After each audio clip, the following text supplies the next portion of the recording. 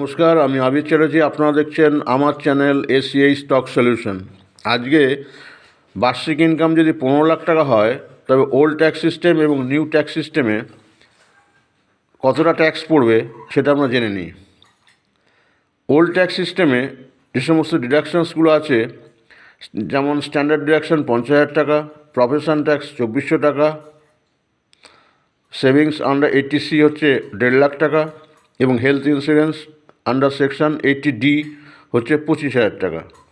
তাহলে net taxable income কত হচ্ছে? 12,72,600 টাকা। এই চারটে যদি ডিডাকশনস বাদ দিই তাহলে আসছে 12,72,600 টাকা। আর ট্যাক্স আপ টু 10 লাখ আমরা জানি কি না, 2.5 লাখ অবধি ওল্ড ট্যাক্স সিস্টেম, 2.5 লাখ অবধি কিন্তু ট্যাক্স জিরো। 2.5 থেকে 5 লাখ অবধি হচ্ছে 5%, আর 5 লাখ থেকে 10 লাখ অবধি হচ্ছে 20%। তা সেই হিসেব যদি আমরা করি তাহলে 2.5 থেকে 5 লাখ মানে হচ্ছে 2.5 লাখ, 2.5 লাখের 5% হচ্ছে 12,500 টাকা, আর 5 লাখ থেকে 10 লাখ মানে 5 লাখের উপর 20% মানে হচ্ছে 1 লাখ টাকা। তাহলে 1,12,500 টাকা, সেটাই লিখেছি, 1,12,500। আর তারপরে যে তোমার 10 লাখ থেকে যে তারপরে যে আসছে যে পোর্শন যেটুকু আছে, মানে 2,72,600 টাকা, তার উপর 30% ট্যাক্স হয়ে যাবে। সেটাই করেছি, 2,72,600-র উপর 30% ট্যাক্স হচ্ছে 81,780 টাকা। তাহলে টোটাল হচ্ছে দুটো মিলে টোটাল ট্যাক্স হচ্ছে 1,94,280 টাকা। এবার যদি 4% শেষ ধরি সেটা হচ্ছে 7,771 টাকা। তা টোটাল ট্যাক্স উইথ শেষ 4% হচ্ছে 2,02,051 টাকা।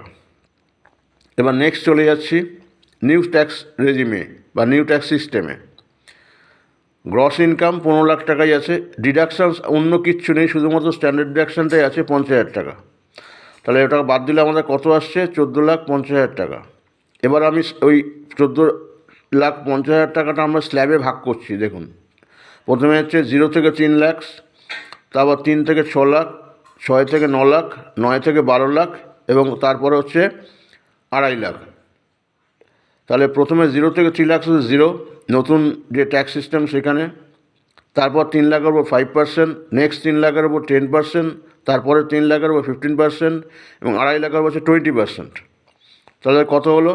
প্রথমে 0 হলো, তারপর 15,000 প্লাস 30,000 প্লাস 45,000 প্লাস 50,000, টোটাল কত হলো? 1,40,000।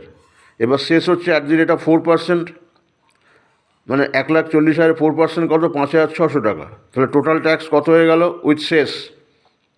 1,45,600 টাকা। তাহলে নিশ্চয়ই বুঝতে পারছেন ওল্ড ট্যাক্স রেজিম আর নিউ ট্যাক্স রেজিমের মধ্যে অনেকটা টাকাই বেঁচে যাচ্ছে।